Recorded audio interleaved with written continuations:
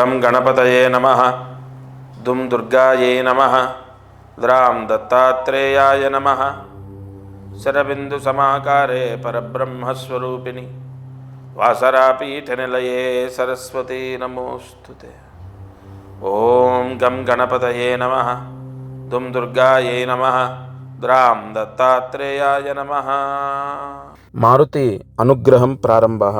April 13, 2026 Ekadashi, Dhanishtha నక్షత్రం, సోమవారం, పరాభవనామ సంవత్సరం, చైత్రమాసం, కృష్ణపక్షం. ఇవాళ దీపారాధన 3 ఒత్తులు 1 ఒత్తుగా చేసి ఆవు నెయ్యి వేసి వెంకటేశ్వర స్వామి లేదా లక్ష్మీ నరసింహస్వామి లేదా సీతారామచంద్ర ప్రభు లేదా ఏదైనా విష్ణు అవతారం, శ్రీకృష్ణుడు వైష్ణవ రూపము విష్ణు అవతారం ఎదురుగా అంటే మీ పూజా మందిరంలో 3 ఒత్తులు 1 ఒత్తుగా చేసి ఆవు నెయ్యి వేసి విష్ణు సత్యనారాయణ స్వామి ఏదో ఒక విష్ణు అవతారం ఎదురుగా ఆ దీపాన్ని పెట్టి వెలిగించండి. ఆ దీపపు కాంతి ఆ పటము పైన పడాలి. అంటే మరీ దగ్గరికి పెట్టకండి. సూర్యాస్తమయంలోపు ఈ దీపాన్ని వెలిగించండి. ఈ దీపారాధన ఇంట్లో ఎవరు చేసినా సరే వాస్తు దోషం పోతుంది. మనం రెంట్ హౌస్లో ఉంటున్నాం, దానికి ఏదో వాస్తు దోషం ఉంది, మనము దాన్ని సరిచేయమంటే ఓనరు సరిచేస్తాడా? చేయడు కదా. బాత్రూమ్ అక్కడ ఉండకూడదు, లేదా డోర్లు ఫలానా ఇంటికి 7 డోర్లు ఉండకూడదు, ఇంకోటి ఏదో దోషం, వీధి శూల దోషం అని, లేదంటే ఈశాన్యం మూసుకుపోయిందోనో, లేదా ఈశాన్యంలో ఏదో బాత్రూమ్ వచ్చిందనో, లేదు కిచెన్ ఆగ్నేయంలో లేదు పూజా మందిరము వాయవ్యంలో ఎక్కడో పెట్టుకున్నాం, ఇల్లు మారడం కుదరదు, మనకు కన్వీనియంట్గా ఉంది, పిల్లలు లేదా ఇల్లు వాళ్ళ స్కూళ్ళు అన్ని రకాలుగా మారడానికి కుదరదు, కానీ వాస్తు దోషం ఉంది, అది సొంత ఇల్లు కానీ అద్దిల్లు కానీ గోడ తీసేయాలి, లేదా ఇక్కడ మెట్ల కింద బాత్రూమ్ ఉండకూడదు, లేదా ఇంకోటి ఇలా రకరకాలు మనకు చెప్తూ ఉంటారు కదా. అనేక వాస్తు దోషాలు మనల్ని లేదా మన పిల్లల్ని ఇబ్బంది పెడుతూ ఉంటాయి. ఏ రకంగా ఇబ్బంది పెడుతుందంటే ఇంట్లో గొడవలు బాగా, అంటే వాస్తు దోషం ఎక్కువ ఎక్కడ ఎఫెక్ట్ ఇస్తుందంటే ఇంట్లో గొడవలు, లేదా ఇంట్లో ఎప్పుడు ఎవరికొకరికి అనారోగ్య సమస్యలు వస్తుంటాయి. పిల్లలు చెప్పిన మాట వినకపోవడం, మొండిగా తయారవ్వడం, ఇవన్నీ కూడా వాస్తు దోషాల వల్ల జరుగుతుంటాయి. ప్రతిరోజు ఈ ఛానల్లో నాగశాస్త్ర సంబంధితంగా ముహూర్తాన్ని బట్టి ఎన్నో పరిహారాలు ఇస్తున్నాను. కన్ఫామ్ ఇటువంటి ఇప్పుడు ఇవాళ చూడండి, ధనిష్ఠా నక్షత్ర సహిత ఏకాదశి సోమవారం, ఖచ్చితంగా సూర్యాస్తమయం లోపు మీ ఇంట్లో ఈ దీపారాధన చేస్తే వాస్తు దోష ప్రభావం తగ్గుతుంది. మీరు దీపారాధన చేయగానే ఏదో మారిపోతుందని కాదు, అంటే ఉదాహరణ అక్కడ ఉండాల్సింది మారిపోయి కరెక్ట్ ప్లేస్కి వస్తుందని కాదు. ఒక దగ్గర బాత్రూమ్ ఉండకూడదు, అక్కడ బాత్రూమ్ ఏమీ మారిపోదు, కానీ ఏదైనా భగవంతుడి చేతిలో ఉంటుంది కదా. మనకు ఆ నెగిటివ్ ఫలితాన్ని ఇవ్వకుండా ఈ దీపారాధన కాపాడుతుంది. తప్పకుండా ఈ దీపారాధన చేసుకోండి. ఇక అదృష్టం, ఐశ్వర్యం. ప్రతిరోజు ఈ ఛానల్లో దీపారాధన సూర్యాస్తమయంలోపు చేయమని చెప్తాను. ఆ నియమాన్ని మాత్రం మర్చిపోవద్దు.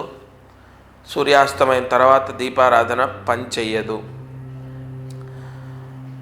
సరే, చాలామందికి ఒక ప్రశ్న ఏంటంటే, ఉగాది పంచాంగ యోగం అంటే ఉగాదికి గ్రహస్థితి మారుతుంది, జాతకం మారుతుంది, మాకు ఏదైనా మంచి జరుగుతుందా?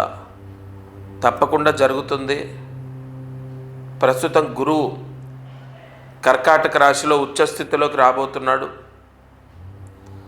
తప్పనిసరిగా చాలామందికి మంచి జరగబోతోంది.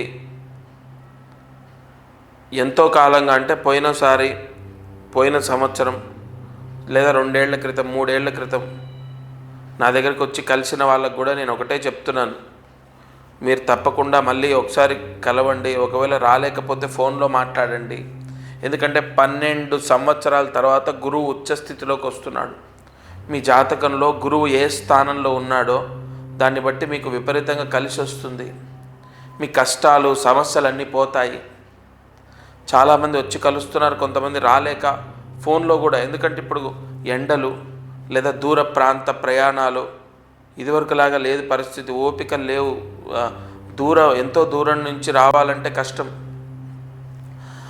కాబట్టి ఈ గురువు పుష్కర యోగిని అంటే ఎప్పుడైనా గుర్తుపెట్టుకోండి, పుష్కర నవాంశ యోగం అంటారు దీన్ని. ప్రతి రాశిలో కూడా గురువు ఉచ్చస్థితిలో ఉండడు. 12 రాశుల్లో కేవలం ఒకే రాశిలో ఉచ్చస్థితిలో ఉంటాడు ఆయన. ఆ గురుగ్రహము 12 సంవత్సరాల తర్వాత కర్కాటక రాశిలోకి రాబోతున్నాడు. దానివల్ల ఏంటి, మాకు జాతకం మారేదేంటి? ఖచ్చితంగా మారుతుంది. ఎందుకంటే ధనకారకుడు గురువు, విద్యాకారకుడు గురువు, వివాహకారకుడు గురువు, గృహకారకుడు గురువు, అన్ని ఆధిపత్యాలు ఆయన చేతిలోనే ఉన్నాయి. అందులో ఈ ఉగాదికి రాజు గురువయ్యాడు. కాబట్టి తప్పనిసరిగా ఎవరైతే వాళ్ళ జాతకాన్ని మళ్ళీ చూపిస్తారో, గతంలో 2 ఏళ్ల క్రితం, 3 ఏళ్ల క్రితం, లేదా 1 సంవత్సరం క్రితం, 6 నెలల క్రితం, లేదా ఒక 2 సంవత్సరాల క్రితం జాతకం చూపించిన వాళ్ళు కూడా మళ్ళీ ఒకసారి రీచెక్ చేయమని ఎందుకు చెప్తానంటే, ఏమండి, నా ప్రయోజనం కోసం నేను ఎప్పుడూ చెప్పను. ఇది దత్తక్షేత్రం, దత్తపీఠంలో కూర్చొని మాట్లాడుతున్నా. ఏది చెప్పినా అది 100% ఖచ్చితంగా మీ మంచికే. ఒకరిద్దరికి ఆలస్యం అవ్వచ్చు ఫలితం, కానీ నా దగ్గరికి వచ్చిన చాలామందికి వాళ్ళ కష్టాలు తీరుతున్నాయి.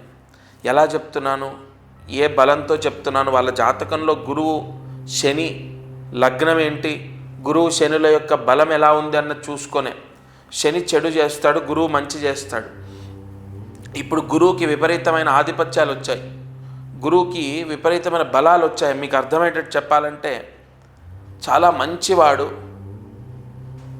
మన దేశాన్ని పరిపాలించే వ్యక్తి అయ్యాడు అనుకోండి, మన దేశానికి లోటు ఉండదు. అలాగే ప్రజలందరినీ కాపాడడానికి గురుగ్రహానికి ఆధిపత్యాలు వచ్చాయి ఈసారి, అందులో ఉచ్చస్థితిలో ఉన్నాడు. కాబట్టి తప్పకుండా మీరందరూ కూడా రోజు ఈ ఛానల్లో ఎన్నో దీపారాధనలు చేస్తున్నారు, ఎన్నో మంత్రాలు చదువుకుంటున్నారు.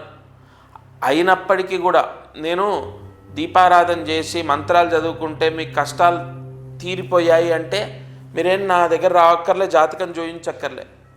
కానీ కొన్ని దోషాలు ఎలా ఉంటాయంటే, వాళ్ళ వ్యక్తిగత జాతకంలో గురువు ఉన్న యోగాన్ని బట్టే వాళ్ళు పరిహారం చేసుకోవాలి. ఒకవేళ రోజు దీపారాధన చేసినా, లేదు దీపారాధన అలాగే మంత్రాలు చదువుకున్నా, అయినా కూడా మా కష్టం తీరట్లేదు, అబ్బాయి గురించి లేదా అమ్మాయి గురించి లేదా భర్త గురించి లేదా భార్య గురించి లేదా కుటుంబ పరిస్థితులు లేదా ఉద్యోగం లేదా ఆర్థిక యోగం, ధనయోగం లేదా అప్పులు, వివాహము, విదేశీ యోగము, ఉద్యోగము, విదేశాల్లో వీసా స్థిరంగా ఉండడం, ఇలా ఒకటి కాదు అనేక కోరికలు కోరుతూ ఉంటారు భగవంతుణ్ణి. పిల్లల పెళ్ళిళ్ళని, పిల్లల చదువులని, చెప్పిన మాట వినాలని, వాళ్ళ జీవితాలేంటి, నాకేం కలిసి రావట్లే, నాకు డబ్బు రావట్లే, చేతిలో డబ్బు నిలబడట్లే, ఉద్యోగం, వ్యాపారం, ఇలా అనేక కోరికలు. ఈ దీపారాధన చేస్తున్నప్పటికీ లేదా ప్రతిరోజు మంత్రం చదువుకుంటున్నప్పటికీ మన కష్టాలు తీరకపోతే అప్పుడు మీరు మీ జాతకాన్ని చూపించండి, డైరెక్ట్ వచ్చి కలవండి, లేదా ఫోన్లో మీరు మీ జాతకాన్ని నాకు ఇవ్వండి. ఇంకొకటి, ఎవరో నేనేదో జాతకం రాసేసి ఇక్కడ ఉన్న బ్రాహ్మణులతోనో శిష్యులతోనో మాట్లాడిచ్చేది ఉండదు. నేనే స్వయంగా మీతో మాట్లాడతాను. ఇక్కడ ఇది చాలా ముఖ్యమైన పాయింట్. ఎందుకంటే ఏ వ్యక్తి అయితే తన బాధ చెప్తున్నాడో స్వయంగా గురువు వినాలి, గురువు స్వయంగా జాతకం రాయాలి. అప్పుడే ఖచ్చితమైన పరిష్కారం ఆ భగవంతుడు ప్రసాదిస్తాడు. ప్రతిరోజు దత్త మహామంత్రాన్ని ఉపాసన చేస్తున్నాను కాబట్టి నేనే స్వయంగా మీతో మాట్లాడి దానికి ఏ సమస్య ఉంది, దానికి ఏ పరిహారం చేసుకోవాలన్న ప్రాయశ్చిత్తాలు ఎన్నో ఉంటాయి. నాగశాస్త్రంలో, పరాశర జ్యోతిష్య శాస్త్రంలో ఎన్నో అద్భుతమైన పరిహారాలు ఉన్నాయి.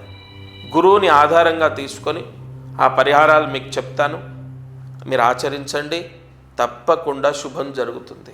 ఈరోజు కార్యసిద్ధి మంత్రాన్ని జాగ్రత్తగా రాసుకోండి. ఓం దుం దుర్గాయ చండీదేవ్యై నమః.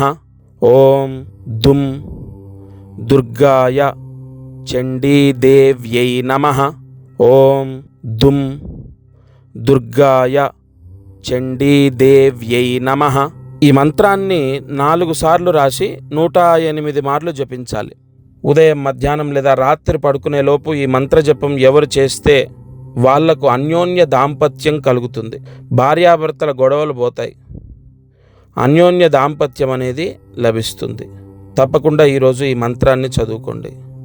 ఇక ఇవాళ ఏకాదశి సోమవారం కదా, అందరూ ఖచ్చితంగా తలస్నానం చేయండి. ఈ నియమాన్ని గుర్తుపెట్టుకోండి.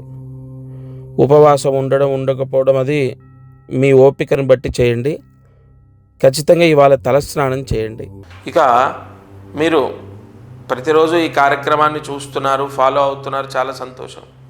మీకు తెలిసిన వాళ్ళు, బంధువులు, స్నేహితులు, బంధుమిత్రాదులు ఎవరైనా సమస్యలు ఉంటే, చికాకులు ఉంటే వాళ్ళని చూడమని చెప్పండి. ఎందుకంటే ఎవరి కష్టం ఎప్పుడు ఏ సమస్య అంటే ఎవరికి ఏ రోజు పరిష్కారం ఇందులో భగవంతుడు నాతో చెప్పిస్తాడో. ఇప్పుడు పిల్లలకు ఉద్యోగం అని ఒక సమస్య చెప్పాను, లేదా పిల్లలు మారాలని ఒకటి చెప్పాను, లేదా పెళ్ళిళ్ళు అవ్వాలని ఒకటి చెప్పాను.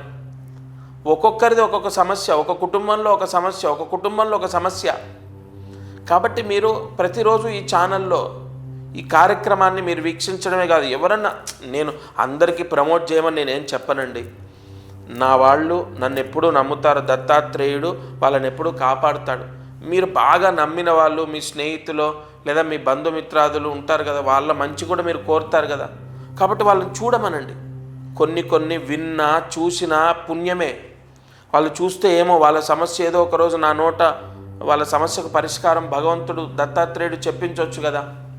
తప్పకుండా ప్రతిరోజు నేను చెప్పే దీపారాధన, అలాగే చదువుకునే మంత్రం కానీ, లేదా మిగతా ఇతరత్ర పరిహారాలు, ప్రాయశ్చిత్తాలు కానీ మీరు ఆచరిస్తున్నారు. అది మీకు ఎంతో యోగం. ఇంకోటి కన్ఫామ్గా చెప్పేది ఏంటంటే, తప్పకుండా మీరు చేసే ఈ పుణ్యకర్మ, ఈ సత్కర్మ, ఇది ఎంతో ఫలితాన్ని ఇస్తుంది. దానం అవ్వచ్చు, జపం అవ్వచ్చు, లేదా మీరు చేసుకునేటటువంటి దీపారాధన అవ్వచ్చు. కన్ఫామ్గా ముందు మీకు ఏం చేస్తుందో తెలుసా, మీ కష్టము విముక్తి అవ్వడానికి ఒక పుణ్యాన్ని మీకు ఏర్పరుస్తుంది.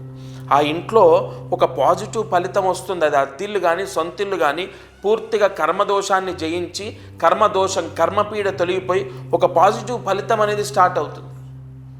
తప్పకుండా ప్రతిరోజు ఈ కార్యక్రమాన్ని మీరు చేస్తున్నారంటే కన్ఫామ్గా మీకు పరిపూర్ణ దత్తానుగ్రహం ఉంది కాబట్టే చేస్తున్నారు. నేను ఎన్నోసార్లు నేను ప్రశ్న వేసుకుంటే ఎన్నోసార్లు సమాధానం చెప్పాడు దత్తాత్రేయుడు. ఈ కార్యక్రమం అనేది కన్ఫామ్గా దత్త సంకల్పం. ప్రతిరోజు వీక్షించండి, ఇందులో నేను చెప్పిన పరిహారాలు ఆచరించండి, రక్షింపబడతారు. తప్పక మీకు తెలిసిన వాళ్ళకి ఏదైనా కష్టం ఉంది అన్నా కూడా ఈ కార్యక్రమాన్ని చూడమని చెప్పండి. ఇది ఇవాల్టి మారుతి అనుగ్రహం కార్యక్రమం. దత్తార్పణమస్తు.